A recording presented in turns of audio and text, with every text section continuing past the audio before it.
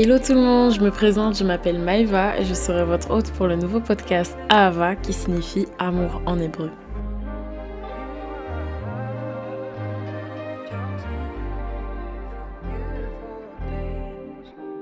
J'espère que vous allez bien. Alors pour ce sujet du jour, j'avais à cœur de vous partager un peu mon expérience au sujet de ma foi, comment elle est tiraillée en ce moment, comme un muscle qu'on travaille à la salle. Et c'est la raison pour laquelle ce sujet s'appelle désert. Cet épisode, ce sera un peu comme un journal intime sans trop vulguer des informations privées, mais pour vous donner un peu un ressenti de ce que je traverse en ce moment et du coup, moi, comment j'essaye de m'en sortir avec du coup la parole de Dieu et son amour. Juste pour qu'on soit clair avec le terme désert que j'ai utilisé du coup comme titre de cet épisode, le désert représente en fait une certaine épreuve en lien avec notre foi. C'est des moments où on va souvent éprouver du manque et en fait Dieu qui est toujours avec nous va du coup faire un travail avec nous pour qu'on puisse sortir de ce désert et voir des choses nouvelles. C'est souvent des moments pour nous éprouver, mais il y a la gloire de Dieu au milieu. Je sais pas si vous avez déjà été amené à regarder la série Insecure de Issa Rae, c'est une de mes séries préférées. Mais en gros, pour vous expliquer un peu, Issa dans la série du coup, c'est une fille qui, d'extérieur, on pense qu'elle a tout accompli, mais elle est pas bien du tout. Et du coup, en fait, au fur et à mesure de sa vie, on voit qu'elle perd son copain avec qui elle habitait. Ensuite, elle perd son travail, elle perd plein de choses. Au début, on voit sa vie et en fait, tout s'écroule en fait. Juste à titre informatif, ce n'est absolument pas une série chrétienne, donc faites attention si vous voulez la regarder. Mettez-vous en tête que cette série ne glorifie pas du tout le Seigneur. Ça glorifie autre chose. Voilà. Et franchement, le fait qu'elle perde tout comme ça, comment je relate aujourd'hui. J'étais là, je regardais la série, je me disais, quand on n'a pas Dieu, ça doit être dur la vie. Hein. En mode, dans ma tête, c'était, t'es chrétien, tu dois jamais souffrir, genre tu souffres pas. MDR, ça m'a bien rattrapé. Et j'ai un peu eu la même chose, on va dire. Je vivais dans une relation, j'habitais avec cette personne, j'avais un travail, j'avais mon école, j'avais plein de choses. On aurait eu vraiment une vie carrée des carrés. Sachant qu'en plus je suis perfectionniste, donc moi ça m'allait. Finance c'était ok, tout était ok. Et un jour, je me suis rendu compte qu'en fait, je n'aspirais pas à cette vie à long terme. Enfin, il y avait un truc qui me dérangeait et j'arrivais pas à comprendre ce que c'était, j'arrivais pas à mettre de mots là-dessus. Et au même moment, j'étais en train de construire ma relation avec Dieu sur de solides fondations. Et du coup, c'était vraiment une marche sincère, pas comme avant. En fait, il a commencé à me parler et me dire ce qui n'allait pas. Essayer d'être le plus obéissante possible et de me dire, bon, de toute façon, c'est pour mon bien, après je serai mieux. Sauf que Maïva, elle a tendance à agir avec ses émotions plutôt que normalement. Donc, en fait, du jour au lendemain, je me suis retrouvée toute seule. J'étais plus dans cette relation. Ensuite, j'ai perdu mon travail. Et ensuite, j'ai perdu mon école. Voilà. Tout ça en l'espace d'un an. Et du coup, là, je vous parle en étant au chômage. Je vous parle en tiraillée financièrement. Franchement, il se passe tellement de choses. Je vais pas rentrer dans les détails, mais pour vous dire, je vis avec la foi. C'est-à-dire que là, c'est comme si j'étais aveugle et que j'ai confiance en Dieu. Je sais qu'il va agir dans mes finances, je sais qu'il va agir dans mon travail, je sais qu'il va agir sur toute ma vie, en fait, il pourvoit dans tout. Mais maintenant, il faut faire face à ce qui se passe dans le physique. Franchement, on a beau avoir la foi, et des fois, il y a des trucs qui font peur. Mais il faut vraiment rester ferme dans sa foi. Ça fait depuis juillet dernier que je cherche une alternance. Vraiment, je mets tout en place pour trouver une alternance. Genre, j'ai un fichier Excel, les gars. Et quand t'atteins le fichier Excel pour trouver un travail ou une alternance, c'est que vraiment, que t'es... Voilà.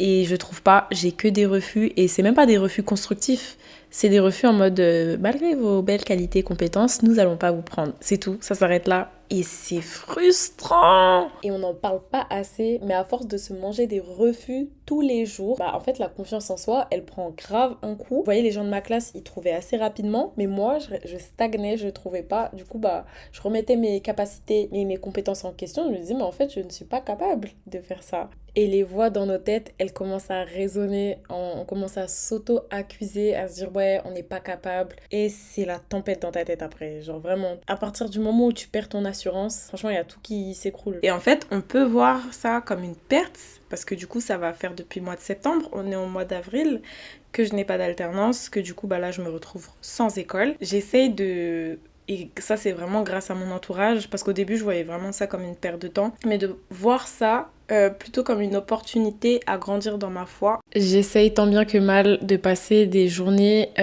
productives, même si je vous cache pas que des fois, c'est dur. Enfin, tu sais, des fois, t'es face à tout ça et t'as juste envie de procrastiner ou tu sais, tu te dis que t'es pas capable, du coup, tu te dis à quoi bon, mais en fait, il faut vraiment pas rester longtemps dans des moments comme ça, donc essayez de structurer vos journées, de faire des journées le plus productives possible. Genre, levez-vous, lisez la Bible et passez du temps avec Dieu si vous savez pas quoi faire. Après, sur Internet, il y a plein de trucs, il y a des formations gratuites. Moi, je fais une formation sur Coursera en ce moment et c'est des trucs qui peuvent toujours apporter. Donc, franchement, dans ces temps-là, c'est dur, mais accrochez-vous quand même. Essayez de rester le plus productif possible. Sans vous mettre de pression non plus, mais voilà, pour éviter que après, par exemple, 6 mois, vous n'ayez rien fait pendant ces 6 mois, parce qu'après, vous allez être déçus. Je pense que le plus dur, c'est de marcher à l'aveugle aussi. Tu sais pas ce que demain te réserve et tu t'occupes que du présent, en fait. Parce que ça sert à rien de se questionner sur le lendemain. Frère, tu vas paniquer, tu vas stresser pour rien. C'est vraiment difficile d'être face à la solitude au début, sachant que j'avais pas fait le deuil de mon père, qui est décédé quand j'avais 9 ans. Me retrouver toute seule, ça a été très très très compliqué au début, même si je croyais toujours en Dieu, même si je priais tout le temps, je lisais toujours tous les jours ma Bible et tout, mais c'était vraiment compliqué de me retrouver seule physiquement en fait. Je savais que Dieu il était là avec moi, mais en plus vu que je l'entendais pas dans ce moment-là de désert, bah franchement j'étais j'étais vraiment pas bien. Souvent face à la solitude, on a tendance à vouloir péter un câble et d'aller faire n'importe quoi. On parle de sortir. Je dis pas que sortir c'est pas bien, hein, mais il y a sortir et sortir. Il y a sortir débauche et il y a sortir, vas-y, je suis lucide, tout se passe bien. Moi là, je vous parle du sortir débauche. D'ailleurs, sortir pour se faire du mal parce qu'on a envie d'évacuer, des trucs comme ça, en mode débauche, comme je dis, c'est vraiment un comportement autodestructeur parce que ça ne résout rien. Et du coup, bah, tu es là, tu te laisses tenter par les sensations de la chair, mais ça a pour prix ta relation avec Dieu. Dans le sens où ben, ça t'éloigne en fait. T'es souvent amené à faire ça quand tu connais pas ton identité en Christ. D'ailleurs, je vais faire un épisode sur l'identité bientôt. Comme ça, je pourrais plus détailler. Et du coup, je suis partie. Dans la tête, je me suis dit, vas-y, ça va être comme ci, comme ça. Je vais faire des bauches, mais j'y arrivais même pas. Parce qu'au final, c'était pas fait pour moi. Jusqu'à je me suis retrouvée en boîte de nuit. Quelque chose qui me ressemble pas du tout. Parce que moi, personnellement, je n'aime pas les boîtes de nuit. Et je me suis assise et j'ai ouvert ma Bible, genre, avec mon téléphone. Tellement j'étais pas à ma place, genre. En fait, quand t'as conscience qu'il y a un monde spirituel et que t'arrives en boîte, tu vois, cette mentalité qu'il y a en boîte, je dis pas que tout le monde l'a, mais la majorité en tout cas, enfin, ça te fait, tu sais, ça te fait un truc et du coup, je me sentais pas du tout à ma place. Donc, franchement, c'est pas pour faire la meuf, hein, mais vraiment, c'était ma safe place. Genre, j'ai ouvert mon téléphone et j'ai lu ma Bible. C'est tellement tu sais, quand t'es dans un désert, c'est tellement des moments où tu dois être focus que il suffit d'une distraction pour t'éloigner de Dieu, genre. Et après, et tu sais, quand t'as le discernement, quand tu vois, bah, tu sais, t'arrives à prendre les bonnes décisions, faire les bons trucs, genre, je sais pas comment expliquer. Et j'avais juste qu'une envie, c'était de rentrer chez moi, dormir. Dormir, pleurer, c'était ça. J'ai rien contre les boîtes, mais je pense que si tu vas là-bas et que t'es pas conscient de ce qui se passe, tu peux vite tomber dans un engrenage. Quand j'y vais, je vous promets, j'ai l'impression, c'est que du m'as-tu vu, du qui sera le plus fou, qui sera la personne qui boit le plus, qui danse le mieux, et vas-y, il y a le gars là-bas, ou il y a la meuf là-bas, et en plus, moi, vas-y, de base, quand il y a trop de musique comme ça dans mes oreilles, j'aime pas parce que je peux pas parler avec les gens. Pas trop à l'aise. Et je préfère carrément les restaurants festifs, à la limite, où c'est plus convivial, t'es avec tes proches et tout, c'est plus cool que la boîte où vas-y, c'est et tu m'as vu et moi je t'ai vu et vas-y. J'aime pas.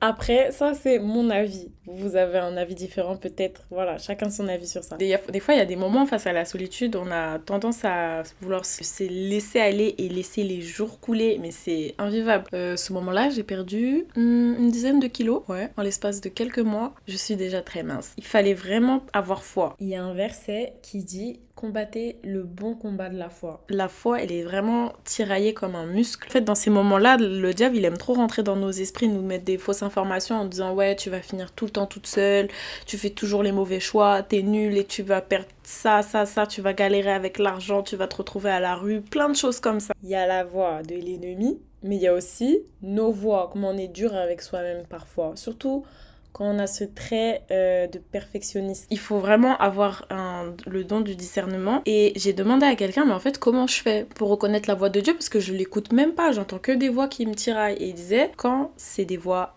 accusatrices, quand on te pointe du doigt, on t'accuse et c'est du mal, sache que ça ne vient pas de Dieu. Et ça m'avait beaucoup aidé parce que du coup, quand je suis dehors et que j'entends des trucs bizarres, j'ai tendance à... genre, j'écoute plus rien. Je coupe ça rentre, ça sort. Ça, vraiment, ça ne reste pas dans mon esprit. Et du coup, en fait, quand j'ai eu la révélation qu'en fait, ces voix accusatrices dans ma tête, ce n'était pas la voix de Dieu, je me suis dit, tu sais quoi? Ciao. J'ai baissé la radio et maintenant ça va. Je sais que quand ça arrive, j'ai tendance à me relever plus rapidement et de me dire ça c'est pas mes pensées, c'est les pensées de là-bas. Et du coup, quand je bade, maintenant ça va durer quoi? 5 minutes? Après je suis là, ouh, tout va bien, c'est la fête. Mais avant quand je badais là, l'été dernier, ça pouvait durer une semaine. Même plus, ça durait plus longtemps. Vraiment toujours avoir en tête que Dieu, il est là auprès de nous et que on n'est pas seul. Ce moment va servir à renforcer notre foi. Il n'y a rien de plus important que ta foi dans ta marche avec Dieu. Comme disait mon pasteur, l'ennemi, il va faire en sorte de détruire ta colonne vertébrale qui est ta foi. En fait, c'est vraiment ce qui maintient ta marche avec Dieu. Parce que si t'as plus de foi, forcément, tu vas t'éloigner de Dieu. Tu vas dire, mais Dieu, il est où? Il n'existe plus, il n'est pas là. Mais c'est ça, en fait, ta chair et l'ennemi vont faire en sorte de t'éloigner de Dieu en commençant par questionner ta foi, la mettre en doute, en disant tu vois là je suis seule, il m'arrive ça, donc c'est que Dieu il n'existe pas. C'est fait très vicieusement. Je vous ai dit que j'ai perdu pas mal de kilos pendant cette période, je ne mangeais plus, je voulais juste dormir. Et d'ailleurs je suppliais Dieu à ce qu'il prenne cette douleur, que je la ressente plus parce que je n'en pouvais plus. Et il l'a pas fait et je comprenais pas pourquoi. Aujourd'hui je réalise que c'était pour une bonne raison. Dites-vous, à travers ce désert j'ai tellement appris. J'ai appris au niveau de mon caractère. Déjà, j'ai appris ce que je voulais, ce que je ne voulais plus. J'ai appris des choses au niveau de la patience, au niveau de mon tempérament lié à mon enfance. J'ai appris du coup à faire mon deuil et à dépendre que de Dieu. Imaginez si je n'aurais pas traversé ce désert, mais en fait, je n'aurais jamais compris la leçon. Donc en soi, cette douleur, je l'ai investie, on va dire, en Dieu.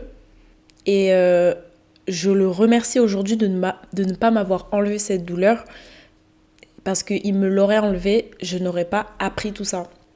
Il y a des versets liés à ça. Dans Matthieu 16, verset 24, quand Jésus va annoncer sa mort avant que ça arrive du coup à ses disciples, en fait Pierre essaye de le retenir et Jésus le chasse en disant « Arrière de moi Satan, tu mets en scandale car tes pensées ne sont pas les pensées de Dieu mais celles des hommes. » Et ensuite il dit cette phrase « Si quelqu'un veut venir après moi, qu'il renonce à lui-même, qu'il se charge de sa croix et qu'il me suive. Car celui qui voudra sauver sa vie la perdra, mais celui qui la perdra à cause de moi la trouvera. » Et je peux grave croiser du coup ce passage avec la parabole du jeune homme riche, toujours dans Matthieu, mais du coup c'est chapitre 19 verset 16. C'est un homme du coup qui avait des richesses et qui est venu vers Jésus lui demandant qu'est-ce que je dois faire pour aller au ciel. Il parle. Jésus au bout d'un moment finit par lui dire ok c'est bien, tu suis les 10 commandements, ça, mais maintenant il faut que tu lâches tes richesses et que tu me suives. En gros tu lâches tout et tu me suis. C'est un peu du coup similaire à porter sa croix. Et d'ailleurs, ce jeune homme riche, il n'a pas pu faire ça et il est parti. Et on est tous riches d'une certaine manière. Faut pas, en fait, cette histoire, faut pas voir que l'argent, les dollars, tout ça. Non. C'est quelque chose qui vraiment prend beaucoup de valeur, beaucoup de place dans notre cœur. Donc, ok, l'argent peut prendre beaucoup de place dans notre cœur, mais aussi une relation, ta famille, des proches, un travail, quelque chose qui prend vraiment beaucoup d'importance en toi. Et en fait, souvent, si Dieu nous demande de quitter ça, c'est pas forcément que ces choses ne sont pas bien, mais c'est surtout pour mettre Dieu à la première place et éviter que ces choses deviennent nos dieux. C'est pas pour rien que Dieu, dans les premiers commandements, nous demande de l'aimer, de le mettre à la première place. Parce qu'en fait, qu'est-ce qui se passe quand tu mets autre chose que Dieu à la première place? C'est des choses en fait qui sont instables. L'amour de Dieu dans les églises et même à l'extérieur, on nous dit tout le temps, tu sais, Jésus t'aime, ou l'amour de Dieu est inébranlable, il est éternel. Jamais ça ne partira, peu importe comment toi tu te décris, Dieu, tu auras toujours la même valeur aux yeux de Dieu. Mais maintenant, si tu mets quelque chose d'autre à la première place, imaginons de l'argent, ou même une personne, demain, tu n'as plus d'argent. Comment tu vas être comment? Demain, cette personne, malheureusement, elle décède ou elle part. Elle décide de partir. Mais toi, tu vas être fracassé. Alors que, je dis pas que quand on met Dieu à la première place, on n'a plus aucune douleur, parce que c'est faux. Parce que moi, je l'ai eu cette douleur et je l'ai bien ressentie. Et je pense que l'avoir ressenti m'a permis du coup de faire ce travail, de choisir de faire ce travail sur moi. Et ça m'a tellement aidée parce que je vous promets, en un an, il y a vraiment eu du changement dans ma vie. Mais en fait, quand tu décides de mettre Dieu à la première place, autre chose à la première place que Dieu, mais tu vas être fracassé. Tu vas vraiment être fracassé et tu vas plus voir le bout en fait. C'est là que tu vas avoir des pensées de suicide, des pensées de mettre fin parce qu'en fait ça fait tellement mal que tu as juste envie que ça s'arrête. Alors que si tu mets Dieu à la première place, ok tu vas avoir mal, mais tu n'auras pas des pensées comme ça de suicide. Ok tu vas avoir mal, mais je te promets que tu vas t'en sortir 2 fois plus vite. Cette douleur elle va pas autant durer qu'une personne qui n'a pas Dieu dans sa vie. Parce qu'une personne qui n'a pas Dieu dans sa vie, elle se cherche. Elle va se chercher, elle va essayer de mettre sa stabilité dans des choses. Souvent, des personnes, après un traumatisme, ils prennent des animaux. On en voit souvent des animaux, ou même c'est les psychologues, parce qu'ils essayent de faire en sorte qu'ils mettent leur stabilité dans quelque chose. Mais en fait, le problème, c'est que si cette chose disparaît, qu'est-ce qui va se passer? La personne, elle va faire comment? Parce que c'est pas éternel.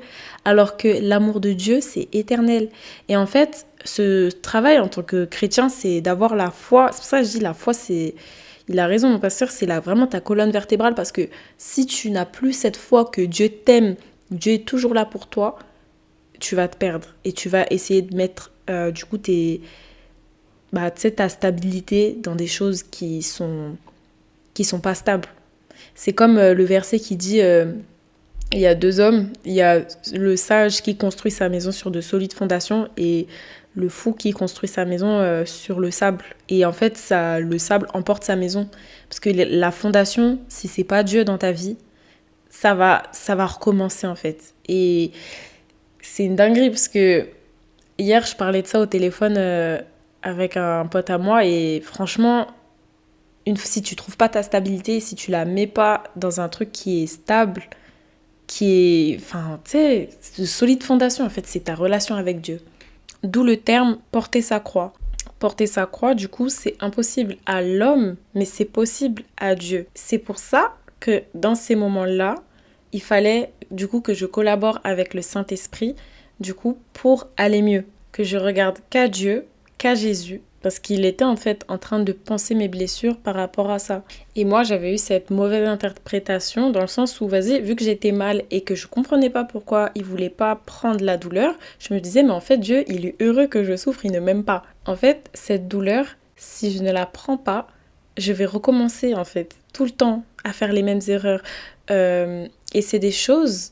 Tout prend sens quand tu vois pourquoi les Israélites, il y a eu tellement de problèmes. Parce qu'en fait, ils faisaient tout le temps les mêmes erreurs et qu'ils les faisaient retourner dans le passé et ils avançaient pas. Une fois qu'ils comprennent la leçon, c'est là qu'ils faisaient un petit pas en avant. Mais après, ils retombaient et ça les retardait. Cette douleur, quand tu la prends et qu'avec Dieu, que tu regardes qu'à Dieu et pas autre chose, que je te promets que tu avances dans ta vie.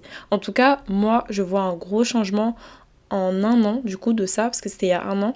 J'ai vu un énorme changement dans ma vie parce que j'ai décidé de regarder qu'à Dieu. Et il y avait du coup pendant ce moment où je vous ai dit que j'ai perdu pas mal de kilos, je mangeais pas, je sortais pas, je faisais rien. Ça c'est un témoignage que j'ai à vous faire. Franchement, Dieu, il est trop à moi. Dites-vous, j'étais vraiment pas bien. Je prenais pas soin de moi, C'était quoi mes journées? Je me levais, j'allais prendre ma douche, je donnais à manger à mes chats, j'allais dormir. Je pleurais, dormir, pleurer, dormir.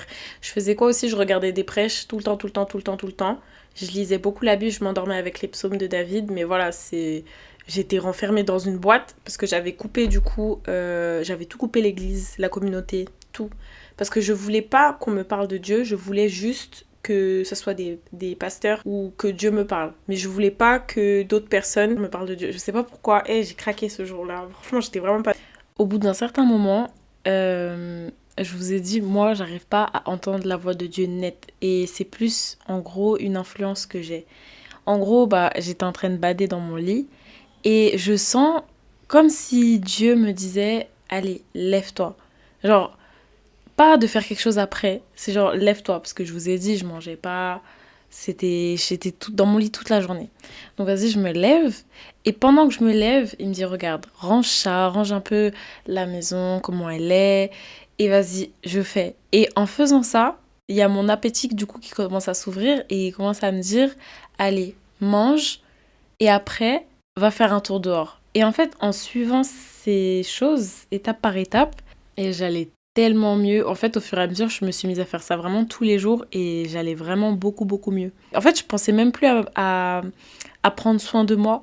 Et Dieu, en voyant ça, m'influençait, du coup, me donnait l'envie de le faire. Et surtout la force par le Saint-Esprit. Et dites-vous que j'étais pas au courant, mais quand je me suis mise à lire du coup un passage dans Roi, c'est arrivé à un des personnages de la Bible. C'est dans 1 Roi chapitre 19, du verset 4 au verset 8. Pour vous donner un peu de contexte, en fait, c'est le prophète Élie, du coup, qui en a marre de tout ce qui lui arrive et du coup, il s'enfuit de sa propre volonté, en fait, dans le royaume de Juda.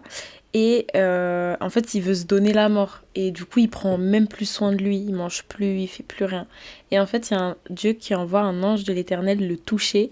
Et il lui dit à plusieurs reprises, lève-toi et mange. Et en fait, je trouve ça tellement magnifique.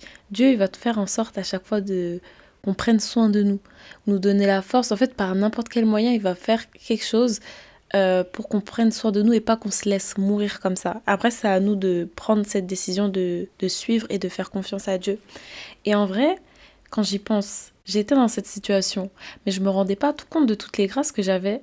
J'étais en bonne santé, j'avais cette grâce d'avoir un toit, de manger, de boire de l'eau, de pouvoir marcher dehors. Et franchement, en faisant ces choses, du coup, en obéissant à la voix de Dieu, et du coup, je me rendais compte en fait de cette grâce que j'avais de pouvoir les faire, parce qu'il y a des personnes, enfin, je ne suis pas plus méritante qu'une autre, et pourtant, j'ai cette grâce de faire ça. Et en fait, ça m'a amené à faire des listes de reconnaissance. Je vous explique. En gros, tous les jours, je prenais 3 à 5 à 10 points. Pourquoi j'étais reconnaissante aujourd'hui. Essayez de faire ça et vous allez voir en fait toutes les richesses que vous avez. Parce que souvent, on aime trop dire ouais, je suis pauvre, je suis pauvre. Et on est tous riches. Déjà, on a l'amour de Dieu. Ça, c'est un point mais tellement important. Si vous avez la chance d'avoir une communauté, vous pouvez le mettre, une famille aimante ou un toit, toujours quelque chose à avoir sous la dent, boire, etc. Ça, c'est vraiment des grâces, même si on pense avoir tout perdu, il y a toujours quelque chose, même des vêtements. Les vêtements, wesh, franchement, on se rend pas compte. Mais carrément, je mettais dans ma liste, merci car j'ai des vêtements. Merci car tous les jours, je peux mettre des vêtements propres, en fait. Et c'est pas tout le monde qui a ça. Je ne suis pas plus méritante qu'une autre, mais pourtant tu me donnes cette grâce d'avoir ça. Je vous promets, tous ces points-là face à la solitude, ça m'a vraiment beaucoup aidé. Un autre conseil, franchement, la prière, c'est trop important. Dites-vous, avant de commencer mes prières, j'étais vraiment dans un sale état. Mais juste après, j'étais revigorgée. Et il y a un verset dans Ésaïe, verset 41. Non, je dis n'importe quoi. Il y a un verset dans Ésaïe 41, verset 31, qui dit « Mais ceux qui se confient en l'Éternel renouvellent leur force, ils prennent le vol comme des aigles, ils courent et ne se lassent point, ils marchent et ne se fatiguent point. » Continuez votre vie de prière avec Dieu, c'est trop important. Ça va vraiment vous remplir. En fait, le Saint-Esprit qui est en vous, il va vraiment vous donner cette force de continuer de vivre. Parce que des fois, dans ces moments de désert, on a juste envie de tout arrêter. Et aussi, vous fortifier, voilà, dans les moments de tous les jours, vous donner du courage. Parce que vraiment, on a besoin de ça. Et ça fait trop du bien. Donc, vraiment, continuez votre vie de prière. Et si vous ne savez pas comment prier, faites comme si vous parliez en fait à quelqu'un, mais voilà, ayez conscience que vous parlez à Dieu, ne soyez pas distrait. Vraiment, faites ça dans un coin, dans le plus privé en fait. C'est vraiment entre vous et Dieu. Parlez-lui de la plus simple des manières et le Saint-Esprit qui est en vous va intercéder, donc priez à votre place pour Dieu. Et même des, je l'ai déjà dit, même des larmes en fait, c'est des prières. Donc vraiment, ne vous cassez pas la tête, dites ce que vous ressentez, ce dont vous avez besoin et Enfin voilà, parlez-lui, confiez-vous en l'Éternel et ça va vous aider. En plus, à force de prier, Dieu il t'aide à changer de perspective et tu ne vois plus ça comme une perte, mais plutôt comme quelque chose de bien qui va te permettre en fait dans ces moments de fortifier ta relation avec Dieu. Souvent dans ces moments, on veut trop jouer au super-héros avec nous-mêmes. C'est-à-dire que on ne veut pas de l'aide d'autrui. Mais en fait, ça te mène à être seul, à vouloir gérer tes problèmes seul, à vouloir gérer en fait ce désert tout seul. Mais oublie pas que des fois, en fait, Dieu, il va envoyer des personnes de ton entourage ou même de ta famille ou même carrément des inconnus pour t'aider. Mais il faut vraiment que tu sois ouvert. Parce que croire qu'on va régler ces choses seul, c'est vraiment enfin, vous avez qu'à essayer. Franchement, combien de fois j'ai essayé de faire les choses seule. Genre, je sais pas comment expliquer, je voulais pas de l'aide de... Je sais pas si c'est une forme de protection ou une forme d'ego, je sais pas. Mais j'avais cette habitude de tout vouloir faire seule. Et au final, à chaque fois, je me cassais la figure. Donc le mieux, je dis pas qu'il faut aller n'importe où, mais vraiment en fonction de la communauté que tu as, en général, tu sens quelle est la bonne influence et quelle est la mauvaise influence. Essaye d'aller vers la bonne influence justement et vraiment d'avoir cette communauté et d'éviter de rester seul. Parce qu'en étant seul, après, on a trop tendance à ruminer nos pensées et à broire du noir, mais ça peut durer des jours et des jours. Même juste sortir pour rien faire. Il n'y a pas besoin de sortir avec de l'argent à chaque fois. Faites pas des trucs tout le temps seul. Je dis pas qu'il faut être toujours entouré. C'est important d'être seul des fois. Bah, du coup, être seul, penser à soi-même, réfléchir. Mais dans ces moments-là, pas tout le temps. Genre, c'est bien aussi d'avoir une communauté de personnes qui ont de bons conseils, qui seront là pour t'emmener vers l'avant, pas qui ne parleront pas aussi toujours du problème, parce que remuer le couteau dans la plaie, parfois ça sert à rien. Mais voilà, une écoute, enfin voilà, des gens qui sont là pour toi, pour te back up. Et parfois, c'est difficile de se dire qu'on traverse des déserts, comme je disais tout à l'heure, malgré qu'on croit en Dieu, mais c'est nécessaire parce qu'en fait, c'est des moments en fait qui vont nous apprendre des choses. Et dans Deutéronome chapitre 8, verset 2, il est dit: Souviens-toi de tout le chemin que l'Éternel ton Dieu t'a fait faire pendant ces 40 années dans le désert afin de t'humilier, t'éprouver pour savoir quelles étaient les dispositions de ton cœur et si tu gardais ou non ses commandements. On aura toujours quelque chose à apprendre. Pour redonner du contexte, si jamais c'était quand les Israélites ils croyaient pas en la promesse du Jourdain que Dieu, enfin en la promesse de la terre promise que Dieu leur avait faite. Et du coup, ils commençaient à critiquer Dieu et vouloir retourner dans leur Égypte. Essayons d'avoir un cœur toujours apte à apprendre des choses. Parce que quand le moment venu et vous direz je sais tout, c'est là que vous allez tomber la tête la première parce qu'on ne sait rien du tout.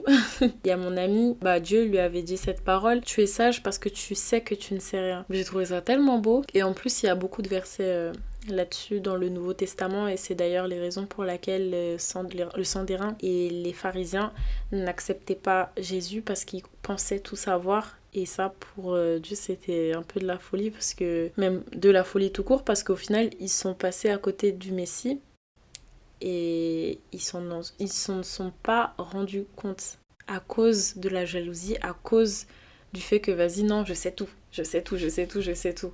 Jésus est censé naître dans un château là-bas, tout en or. Effectivement, Jésus, il a son royaume là, le royaume des cieux, il n'y a pas de souci. Mais il est venu tellement d'une manière simple, humble, vraiment pas comme il pensait en fait. Et je pense que c'est pour ça que Jésus, il dit souvent: les derniers seront les premiers. Et aussi d'arrêter de se fier aux apparences.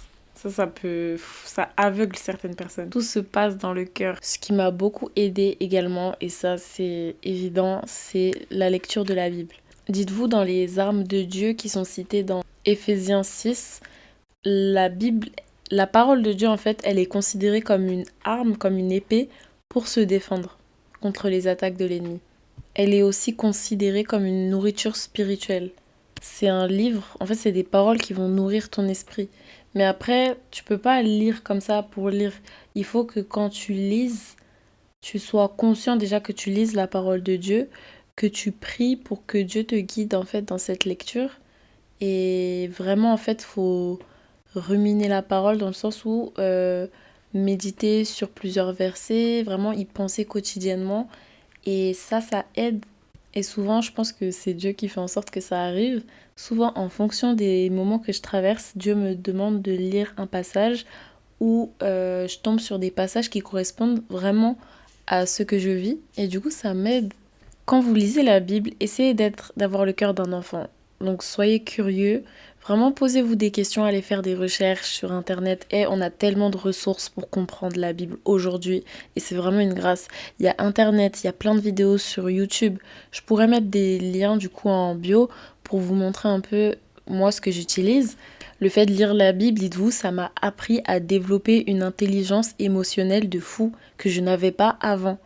Et j'ai eu des matières, du coup, là, cette année, enfin, du coup, j'ai pas eu mon année parce que j'ai pas eu d'alternance, mais j'avais des matières en intelligence émotionnelle. Oh, tout ce qu'elle disait, la prof. Dans ma tête, j'étais là, mais oh, c'est dans la Bible. Jésus il disait ça, ou Dieu il a dit ça par toutes les épreuves qu'ont traversées les Israélites et tout. Et plein de trucs comme ça, franchement, c'est super intéressant. Même regarder l'étymologie des mots. Parfois, genre le sens, un mot va avoir un sens différent et ça va vous permettre de comprendre des paraboles que Jésus dit. Non, franchement, on peut pas dire que ce livre est ennuyeux parce que c'est incroyable. J'ai réussi à faire des introspections de malade. Genre Jésus c'est mon psy, Jésus c'est mon psychologue. La carte c'est la Bible. Tout à l'heure je parlais des armes de Dieu, que la parole de Dieu elle était considérée comme une épée. Ce chapitre dans Éphésiens, lisez-le. Et mettez-le dans vos prières, c'est important vraiment d'être revêtu des armes de Dieu dans les moments de désert, surtout quotidiennement, hein, même quand ça va, mais surtout dans les moments de désert parce que c'est des armes en fait euh, qui nous permettent d'aller de l'avant, d'être fortifiés et de continuer dans cette bataille jusqu'à ce qu'on gagne. Parce que dans tous les cas, on a la victoire. Mais voilà, il y a un processus, il y a une certaine marche à adopter. Et donc, franchement, moi, je vous recommande de les mettre dans vos prières. D'ailleurs, lire la Bible, ça va vous donner vraiment des inspirations pour vos prières. Il y en a tellement. Et franchement, ça, c'est vraiment une prière que j'ai beaucoup fait et qui m'aide et que je fais encore.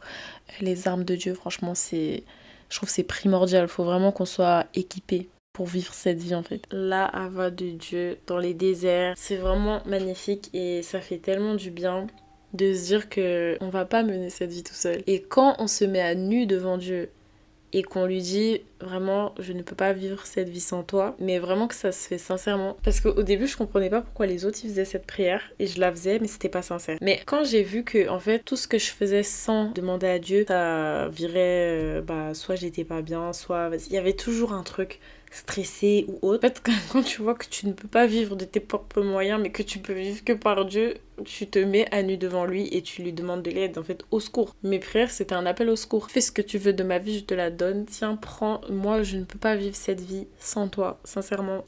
Dans Josué 1,5, Dieu, il dit à Josué, quand Moïse meurt, il lui dit « Je serai avec toi comme j'ai été avec Moïse, je ne te délaisserai point et je ne t'abandonnerai point. » Et dans Psaume 73, 26, « Mon corps peut s'épuiser et mon cœur défaillir, mais Dieu reste mon rocher et mon bien précieux pour toujours. » Et ça, s'il y a bien un truc avec Dieu, c'est qu'il ne changera jamais. Franchement, je prie pour que vous puissiez accepter Jésus comme Seigneur et Sauveur dans vos vies. Il est le chemin, la vérité, la vie. Dans vos déserts, regardez à Jésus. Dans la tempête, quand vous essayez de marcher sur l'eau, comme Pierre a marché sur l'eau, vous vous noyez pas. Et surtout, conseil, ne vous laissez pas couler parce que souvent on a tendance à se condamner tout seul en refusant la main de Dieu.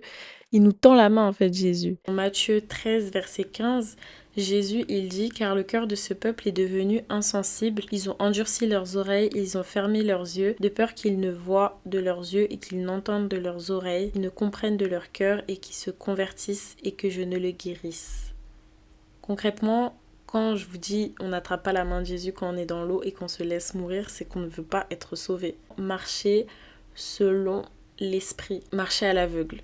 Je vous promets, c'est ce que je fais. Et au début, c'est dur parce qu'on aime trop avoir le contrôle sur tout. C'est très dur de marcher à l'aveugle. Ça t'entraîne par rapport à ta foi. Je marche, je ne sais pas forcément où je vais, mais je fais confiance à Dieu. J'ai trouvé un verset qui m'avait vraiment beaucoup aidé, c'est fortifiez-vous et ayez du courage, ne craignez point et ne soyez point effrayés devant eux, devant du coup l'ennemi, devant tout ce qui vous arrive, devant cette tempête, car l'Éternel, ton Dieu, marchera lui-même avec toi, il ne te délaissera point, il ne t'abandonnera point. C'est dans Deutéronome chapitre 31, verset 6. C'est un verset un peu similaire tout à l'heure, qui était dans Josué 1,5. En fait, si vous voulez pas avoir cette révélation, vous ne l'aurez pas. Mais si vous avez un cœur ouvert, Dieu va vous donner cette révélation, qu'il est toujours là pour vous. Des fois, les déserts, c'est comme quand on nous fait avaler un médicament. Il y a deux choix. Soit le médicament, on le met dans la bouche, on le crache, il est trop gros, on n'a pas envie de l'avaler ou parce qu'on ne l'aime pas, ça a mauvais. Mais au final, si tu prends pas ton médicament, c'est quand que tu vas guérir? Tu vas pas guérir. Ça se trouve, ton médicament, c'est une cure qui dure longtemps. Mais si tu le prends mal, qu'est-ce qui va se passer? Va falloir renouveler.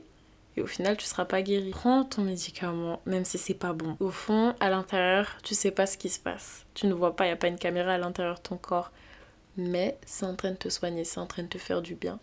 C'est la même chose avec Dieu.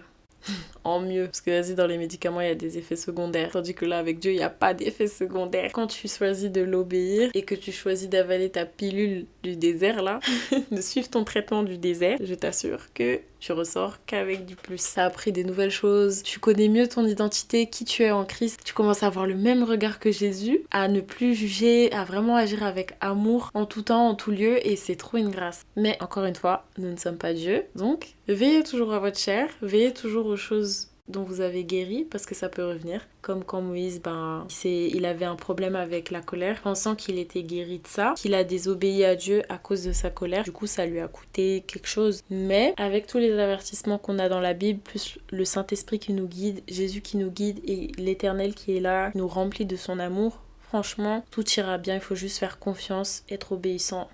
Et je vous assure que tout se passera bien. Dites-vous déjà que Dieu est un Dieu de saison. Il y a le printemps, il y a l'été, il y a l'automne et il y a l'hiver. Chaque chose en son temps. Et de ces saisons, il y a des arbres qui vont porter du fruit, d'autres non. T'as des animaux qui vont faire leur vie, d'autres non, qui vont se reposer. Dieu est un Dieu de saison. Et il faut pas être pressé pour sortir de là. Faut vraiment être équipé. Donc demandez à Dieu, qu'est-ce que tu veux m'apprendre ?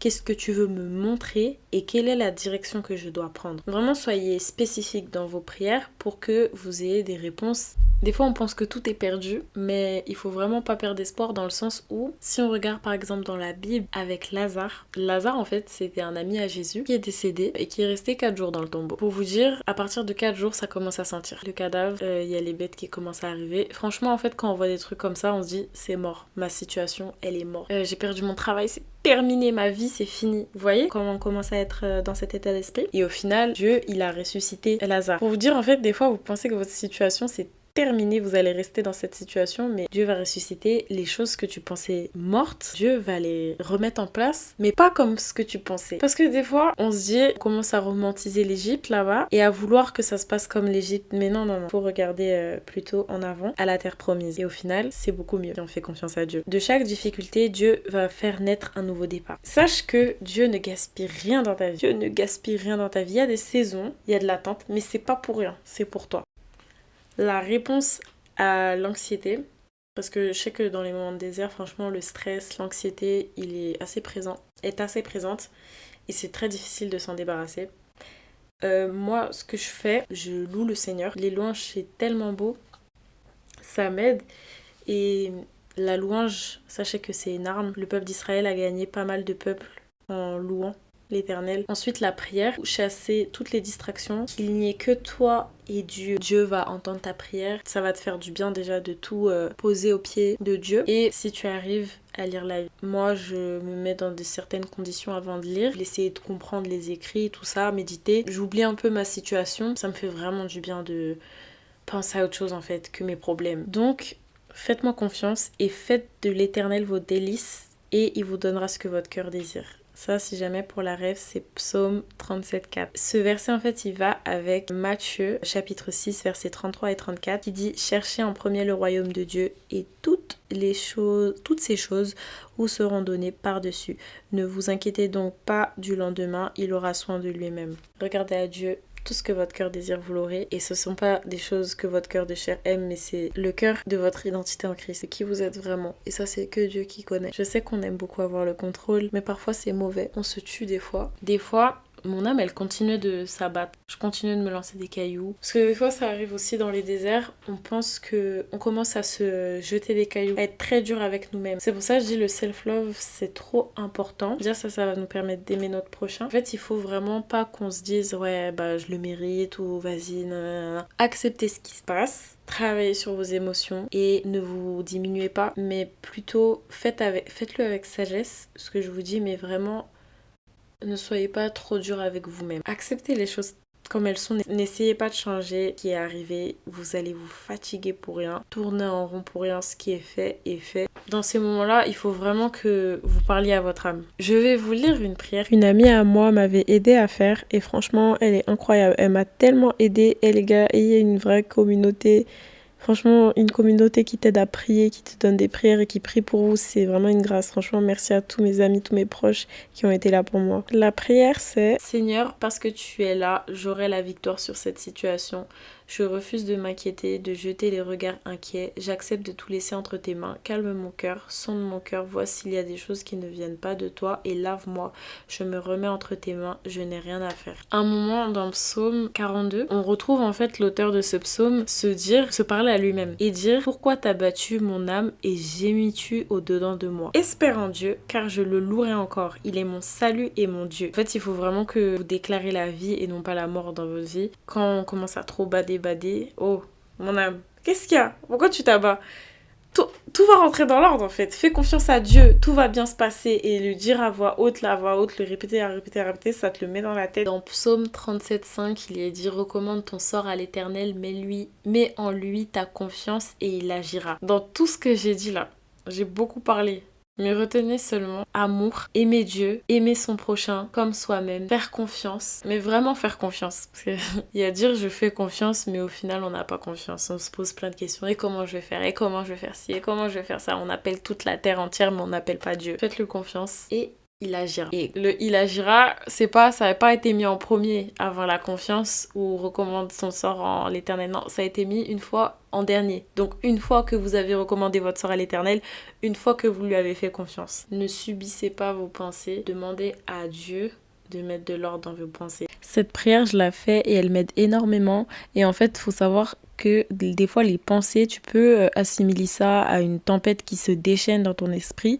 Mais rappelle-toi que, je sais plus c'est dans quel, je crois que c'est dans Marc, Jésus a calmé la tempête, il lui a parlé, il lui a dit calme-toi et directement la tempête était calme. Donc franchement, demandez à Dieu de mettre de l'ordre dans vos pensées et après, si vraiment vous vous attendez à Dieu, vous aurez vraiment cette paix et il va vous aider à travailler dessus. C'est un processus, ça prend du temps. Comme tout en fait. C'est pas parce que vous croyez en Dieu que tout ce que vous pensez ça va s'accomplir. Parce que vous voyez quand Jésus il était dans le jardin de Gethsémani et qu'il a toujours fait comprendre à ses disciples que c'était le fils de Dieu et qu'il allait apporter son royaume au peuple. Quand on te dit ça, du coup tu te fais ta propre idée des choses, surtout si tu prends tout au mot et tu te dis ouais, ça va se passer comme ci, comme ça. Au final, quand les gardes, ils ont pris Jésus dans le jardin de Gethsémani parce que Judas les avait conduits à ce jardin et que Pierre fut face à tout cela et que d'ailleurs Jésus lui a interdit de sortir l'épée, Pierre il a un peu été dépassé de tout ce qui s'est passé et il a commencé du coup à renier Dieu 3 fois parce que ça se passait pas comme selon il l'avait prévu. Et franchement, quand on a des plans dans notre tête, si on pense que c'est par ces plans que Dieu va agir, ou par exemple comme Job, parce que j'agis bien, il n'est pas censé m'arriver du mal. Au final, Job, il a perdu des membres de sa famille, il a perdu ça, mais pour lui, il s'est dit, mais je comprends pas, pourtant je fais tout bien, pourquoi il m'arrive ça? C'est dans cette mentalité-là qu'on va être déçu. Franchement, le temps de Dieu et les plans de Dieu ne sont pas les nôtres, donc laissez Dieu conduire votre vie. Arrêtez de tout vouloir contrôler et c'est vraiment ce qu'il y a de meilleur pour vous en fait. et pour nous, pour moi aussi. C'était tout pour aujourd'hui. Bon, j'ai beaucoup parlé, mais j'espère que ça vous aura édifié, que ça vous aura vraiment fait du bien. C'est vraiment ce que Dieu m'avait mis à cœur pour vous. J'ai mis du temps à sortir cet épisode. Franchement, je suis aussi dans mon désert. J'ai beaucoup été attaquée, mais franchement, j'essaie de toujours regarder à Dieu, toujours regarder à Jésus. Et je vous invite à faire de même. Franchement, Jésus dans le désert, ça n'a pas été facile dans sa nature humaine du coup, mais il n'a pas lâché Dieu. À chaque tentation, il n'a pas lâché Dieu. À chaque fois, chaque pas qu'il faisait, il ne regardait qu'à Dieu. Et je vous invite à faire pareil. Dieu, il va toujours vous tendre la main, mais après c'est à vous de savoir si vous voulez toujours la garder dans votre main ou si vous voulez la lâcher. Merci de m'avoir écouté jusqu'au bout. N'hésitez pas à me faire un retour, que ce soit sur les réseaux sociaux ou que ce soit du coup sur la plateforme où vous écoutez le podcast. Ça me fait trop plaisir et ça m'aide à avancer. Je vous souhaite de passer une belle journée ou une belle soirée et que Dieu vous bénisse. You are chosen for beautiful things.